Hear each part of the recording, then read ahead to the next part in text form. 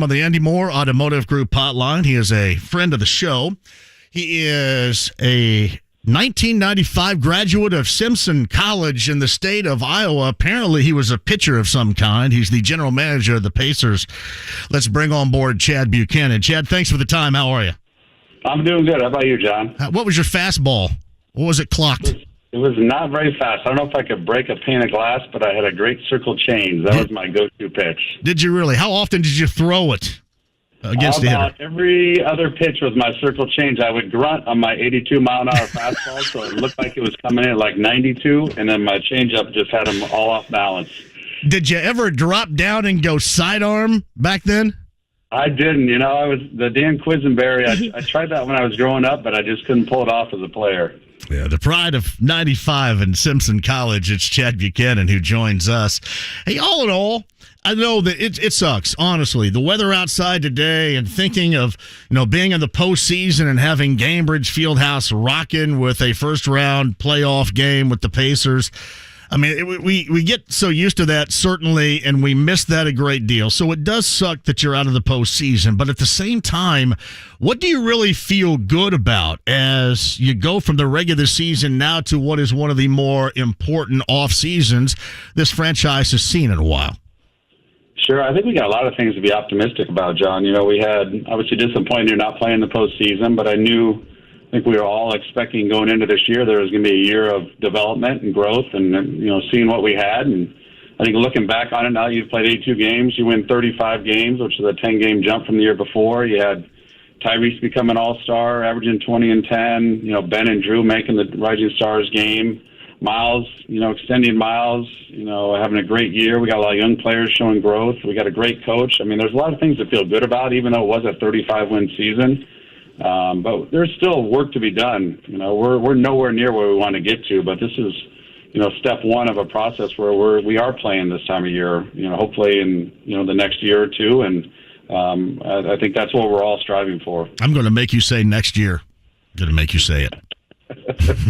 Well, I would like to be playing next year at this time, but I can't promise anything right now. I'm going to make you say it. Chad Buchanan, who is the Pacer general manager on the Andy Moore Automotive Group hotline. It's funny. I had Rick on the show back in October, and I bring this up all the time. In referencing how you handle a situation, he basically laid it out as, hey, you know what, hang with us, because this is a product that is being built right now. There are going to be good times, but there are going to be some bad times too, so just understand that. So he laid out that for everybody. And then, Chad, you fast forward to December. I mean, there are so many good winning reasons to get excited about this team. I thought that, while you're being honest with the fan base, you also gave a reason for the fan base to be excited for the future, even if this team is not involved in the postseason. Sure. I think that was not only felt externally by, fans, but it was felt internally by our players and our staff. And I think we felt, you look back after those first 40 games, you're like, holy cow, we're further up the standings than we anticipated being, and it created a lot of excitement. And then, you go through a stretch where, Tyrese obviously has his injury, and we hit a little rough patch, and there was kind of a little bit of a slap of reality, I think, for us. But it also, that optimism is still there. Those first 41 games did happen, and how we played and the success we had, that did happen, and that's something to build on moving forward, moving into next year. Hey, Chad, did you look back in December at that point when your team was, above 500, playing its best? Did you think at that time that maybe that you guys had misjudged this team's opportunity at being better a little bit? I think that's pretty fair to say, John. I think, we were hopeful that these young players would kind of develop, and several of them developed at a much faster pace than we anticipated, and that's a credit both the player but also our coaching staff of getting those guys in position to make a big jump. We had some young players that were trying to prove themselves that they belonged in a rotation, they belonged as a starter, and they were all playing well simultaneously. And Ty's a big reason for that. Ty just breeds confidence in the people around him, and he makes others around him better. It's what a true quarterback, point guard leader does. So it was a little surprising. I'm not going to lie and say we expected to be where we were at that point. But we're also realistic, and hey, we got a lot of work to do with this roster to get to where we want to get to. Here's Chad Buchanan, the general manager of the Pacers on the Andy Moore Automotive Group hotline. You mentioned Tyrese Halliburton and what he brings to this team and what he does in helping his teammates. I've described him as, certainly he is a scorer. He's an elite level willing passer, and this team hasn't had that, organizationally speaking, around here in a long time. I do want to ask you this. If there was one thing that you're hoping that Halliburton improves upon this offseason to take that next step along with this team, what is it? I think that's an easy one. I think Tyrese would answer it the same way I would, or Coach Carlisle, or any of his teammates would, is he's got to become a more impactful defender.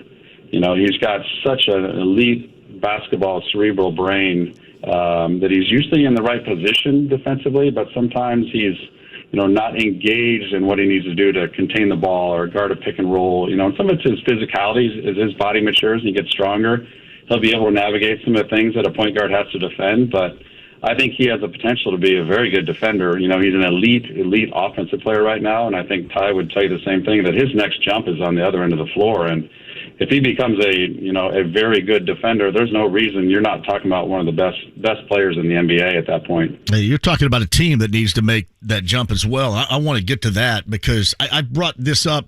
It is great when offensively, which is what the Pacers are, exciting offensively, you put up 135, but it's not so good when you give up 141. And my question is, you certainly have some things to deal with to try to add defensively to this team. And you talk about Tyrese Halliburton getting better defensively, but do you believe that this core group right now has the ability to grow and to become better defensively? Or is a lot of that what you're going to need to find at this point in the offseason someplace else? I think it's a combination of both, John. I think our young players, it's typical in the NBA for a young player to want to establish themselves on the offensive end. That's how they feel they get recognition, how they get paid and, get minutes. So that's kind of the focus for a lot of young players, and I think you saw that with our team this year. And they all know they need to grow on the other end of the floor. That was the common theme of every exit meeting we had with players this year was, I've got to be better on defense. I've got to guard the ball better. I've got to rebound better. I think our players understand that. So there'll be some internal growth, but there is the opportunity for us with, our picks, our cap room, trades to try and help with that side of the ball too, because we absolutely have to get better on the defensive side. I mean, it's fun to watch us, like you say, on a lot of nights we're scoring, the ball's moving, we're shooting threes, but then the night you took a loss. And, that's no fun for anybody. And I think our players understand that. And, it's a priority for our coaches and our entire organization to be better on the defensive side next year. And because if we're not, we'll be sitting here with 35, 36, 37 wins a year from now as well. Yeah, don't be doing that. Chad Buchanan joins us. Defense sucks. I mean, let's face it. If you ever played basketball, it does.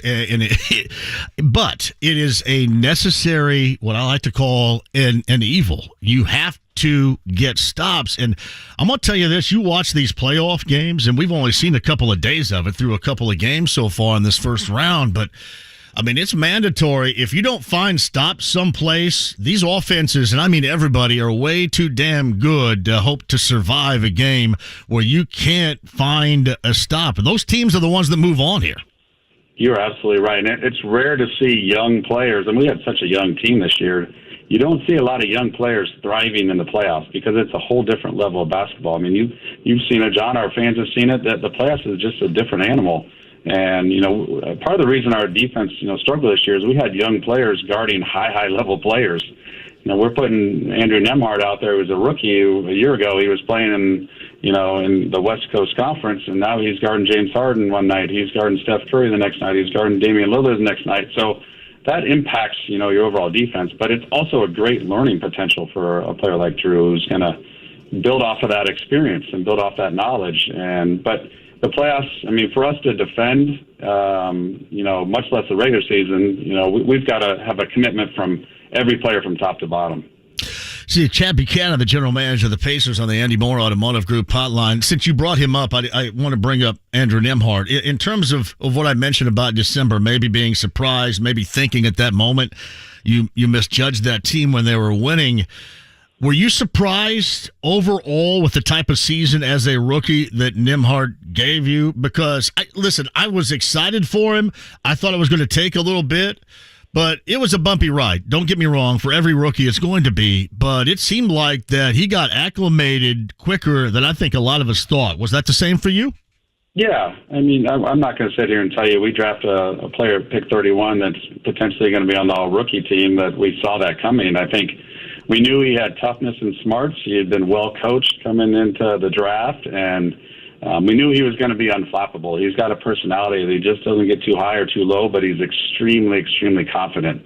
And so we knew like the intangibles were there, but the adjustment that he made as fast as he made it was really remarkable. I think the reality of it is when we drafted him, we anticipated him learning under Tyrese and TJ as our third point guard. I don't think any of us envisioned him being our starting two guard, and it's a credit to him, and it's credit to our staff for putting him in a position to have success. And he took advantage of the opportunity. And like I said, he was out there guarding some of the elite players in the world on a nightly basis, and it's hard to replicate that for a young player, and it's going to only make him better in the long run. But really excited about his future.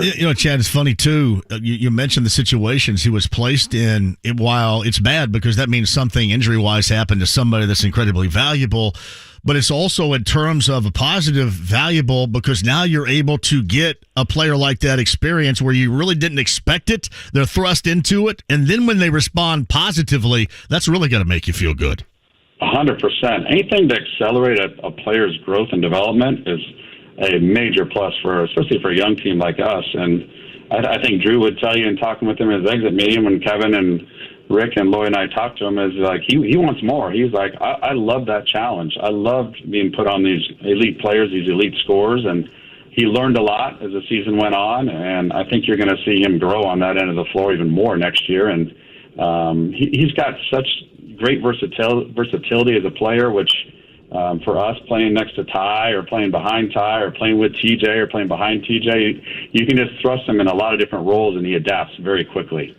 So Chad Buchanan's with us. How did you guys see Bennedict Mathurin evolve and mature over the course of his rookie season? I mean, we saw him get off to a great start, and I think we also saw some maturity. I mean, you saw officials, and I saw this at the Knicks game. You could tell that there was a point in time when Tony Brothers had had enough, and I think a lot of these guys had had enough hearing from him, but it seems like that he had matured. He had matured as a player as you move forward here. How much did you see that, and maybe even beyond what I'm describing here? What did you see maturity-wise from Mathurin in his first season, which was incredible as a rookie here, I felt?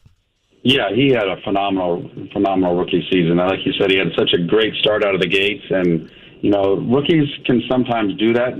Teams don't know what you can do, opposing coaches, players, so you have a little bit of an advantage. And I think you saw as the season wore on, teams start to adapt to, hey, he's wanting to drive to the basket. He's a driver. Let's really wall up at the rim.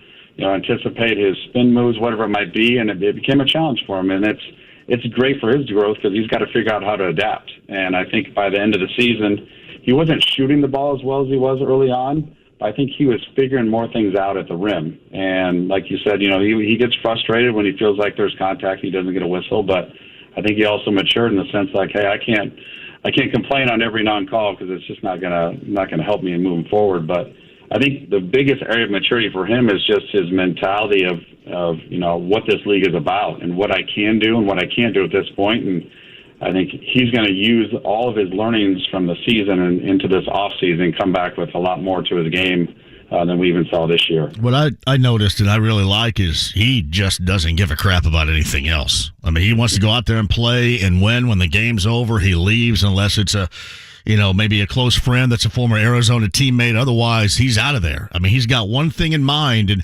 that's what a lot of people describe Shane Steichen, the Colts' new head coach, as being all ball. And at a very young age, I describe Mathurin in a similar fashion. He's all about ball, and that's it. He is all business all the time, and he is so driven, so motivated, so tough. I mean, I don't think people maybe realize his sprained ankle that he suffered. I mean, that puts a lot of players out for 6 to 8 weeks, and he wanted to play the next game. And his toughness, his love for the game, his competitiveness is just top notch. And like you said, he's not into making sure everybody likes him or, making people notice him. He just wants to compete and win. And, he's just steady every single day with that. And that's such a great quality to have. Chad Buchanan is the Pacer general manager. So who am I going to yell at if somebody trades Buddy Hield or TJ McConnell? Is it going to be you or Kevin? I'm going to yell at somebody. Don't do that. You can yell at Kevin. I mean, okay. Yeah, just yell at KP on that. I just, man, Chad, I look at both these guys. They have essential growing and winning pieces that you just can't find everywhere. From the three-point shooting, high volume-wise of Hield, to an energy level, and really now a style of play that's, I think, conducive to this team off the bench in McConnell. I think that they're essential personnel. What say you? They are hard to not like. I totally understand what you're saying. Buddy brings a personality and a life and joy to our building every day that's just impossible to replicate. And obviously, you talk about his shooting. He's one of the elite shooters that this league has seen over the last couple of seasons. And that is hard to replace. If Buddy is not here, that's hard to replace. You're not going to find guys who shoot with that level of consistency and confidence, night in, night out, and play every single night. And that is something that's really valued by us, is his durability and his desire to play every game. And then TJ, he's the heart and soul of our team. I mean, he brings it every night off the bench. You see his competitiveness, you see his fire, you see his unselfishness, his toughness. He gives, every kid hope that grows up in Indiana a chance. Well, if that guy can play in the NBA, maybe I can one day. It's that quality that, just attracts people to want to follow him and follow his lead. So, yeah, if those guys, they're such big parts of our team, for them to not be here, it'd have to be obviously a pretty special, situation for them to not be here. But that's the life of the NBA too. It's just hard to predict what happens. Yeah, I think they're both, they have, to me, produced in a fashion, in different fashions, to become essential for the progress of this team. That's just kind of how I view it, but obviously I know that it's a business, and ultimately we shall see. It's Chad Buchanan, Pacer general manager, with us via the Andy Moore Automotive Group hotline. So I got to ask you this, just because I've been an active supporter of Miles Turner for a while, and I feel incredibly vindicated with everybody around here. I tell people to stick it all the time, and it makes me feel really good because of the type of season that he had. And I think that he is just a perfect complement as a big to Tyrese Halliburton. I do want to go back, however, to July with that offer sheet. Do you and Kevin and the organization, are you glad now that Phoenix matched that offer sheet, and that obviously Miles was that centerpiece that could play off Halliburton and have the type of season that he did? I mean, how could you not be thrilled for Miles? I mean, I know you talked about supporting him, and, Miles has been through a lot with us, and that situation last summer was, a lot went into that, but, some of it is us showing that we want to be aggressive to build this team. And, but how things played out, we could not be happier. I mean, Miles, we knew if he was here, had the opportunity to, really take another step. Now he's the sole center. He's playing with an elite passing point guard, playing with a coach who really believes in him, and a lot of pieces around him we thought could complement him. And sure enough, I mean, he took great strides this year for us, and, thrilled to have him extended. I think it was a great situation for both the team and Miles to lock him in for a couple more seasons. And I think he's excited about where things are going. And he's obviously a tremendous fit with Ty. And I think you saw that this year. And I think he's anxious to get started with next season. I mentioned this because I love to tell people regarding Miles, I told you so. Do you think that his level of play this season through the entire season, do you think that was an I told you so to you guys a little bit right there? And again, you take it no matter how you can get it. Don't get me wrong here, but you think there was a little bit of I told you this is how it could be, and especially with that combination of Halliburton? I'm sure that's part of it. I mean, Miles has always, wanted more of a role, wanted more opportunity, and our roster wasn't built for that necessarily, and now it was. And I think that's a big part of what motivates Miles, is to show people that there is more to his game, and he did that this year. And my gosh, I hope to see another step even next year, and I think he's motivated to do that again next year. I mean, anybody that plays with Tyrese Halliburton is going to take another step with their growth, and Miles is a perfect example of it, and I think those two guys' chemistry is really special. All right, so I see in the future here this offseason, you guys finding a wing that can also play a higher level of defense on the wing. I see Buddy Hield coming off the bench, and I see Buddy being, with that volume shooting from distance, sixth man of the year next year. You follow along with me here? You like that? I would take that. I mean, I think Okay. if that plays out that way, I would take that. Yeah. How active do you guys plan to be, you and Kevin and the organization, this offseason? Because I think we're all expecting a lot out of it here, too. And, I mean, is that what we should expect, you guys searching high and low to make this team playoff worthy, certainly next year? Well, you go from 25 wins to 35. You know, that's hard, but it's not as hard as going from 35 to 45 or 50 wins. So, and that's what we want to do. You know, that is the goal, is to make another jump next year. We're not looking to just take this a 5-6 year process. We've got an all-star point guard that we want to put the right pieces around, and we've got a lot of opportunity this summer with our picks.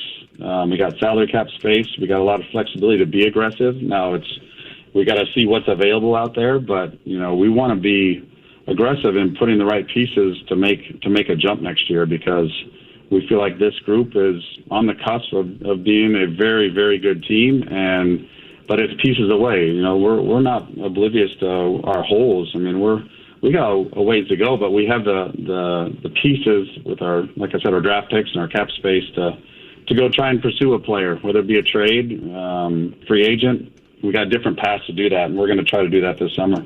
I'm telling you, I think that, to me, you look at this, and Kevin and I have talked about this before, you know, having to sell, you know, this location and this team prior. But I think now, to me, it becomes an easier sell because of the style, the brand of basketball you play. Now you just got to put these pieces together. You guys view it that way too? Maybe now this product being an easier sell than it was 3 or so years ago.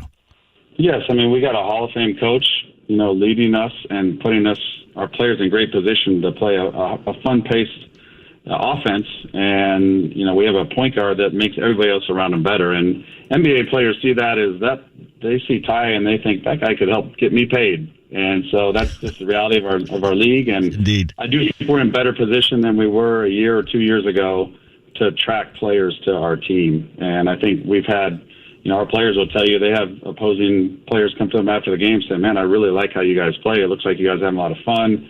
It looks like you have great chemistry. So that players around the league see that, and they observe what other teams are doing, how they play. And so I think we're in a position now that we weren't in the last couple of years to attract players to our roster. I think you're right with that, John. He had an overwhelming 82-mile-an-hour fastball and lived by the circle change back at Simpson College in 1995. Pacer General Manager Chad Buchanan with us via the Andy Moore Automotive Group hotline. Man, I always appreciate you coming on, and I could keep you forever, but I know you got to run here. I appreciate that, and we will do it again as we move further along in the summertime. And remember, this time next year, Gainbridge Fieldhouse has got to be rocking. You know, make sure that Kevin understands this too, okay? I'll pass along the message. I appreciate it, John. All right. Appreciate you, Chad.